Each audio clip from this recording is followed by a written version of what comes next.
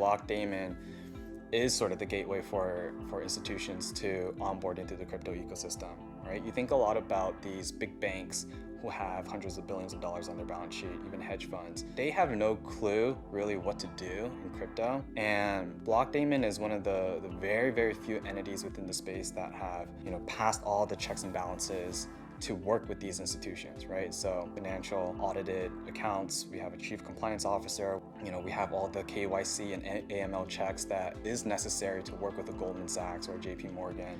And very few institutions in the crypto ecosystem are able to offer that type of relationship with these big banks or these big financial institutions.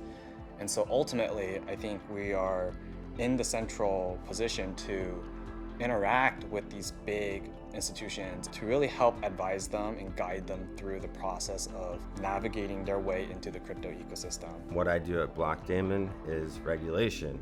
That consists of three things. So building relationships with regulatory lawmakers. Second is making sure that Blockdaemon is staying compliant, right? And then number three is navigating Blockdaemon through a ever-changing regulatory environment. Education is a big piece, and one of my main duties of my job is to actually educate lawmakers, work with advocacy groups, get in the offices of congressmen and women, and actually educate them first. Don't even talk about the laws, don't even talk about the guidance, anything.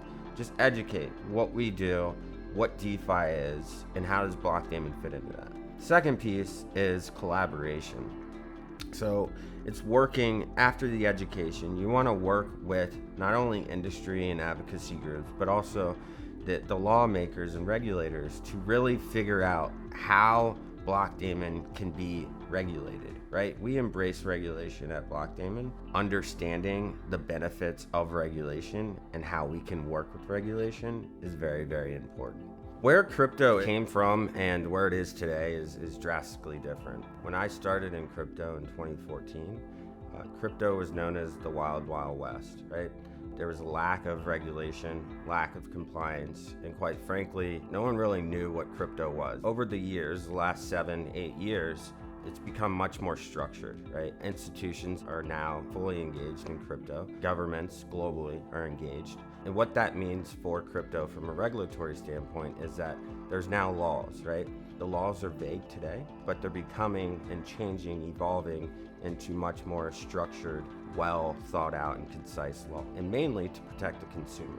In the beginning of crypto in 2009, all the way up until about 2017, crypto from a tax perspective was really not on anyone's radar, right? The IRS didn't know how to solve for it. They knew it existed, but they didn't really know how to wrap their head around it and how they really want to recognize crypto assets and how those were taxed. More regulation means that bigger companies, more institutions, the power players that be in the traditional finance world are now capable and willing to actually enter the market.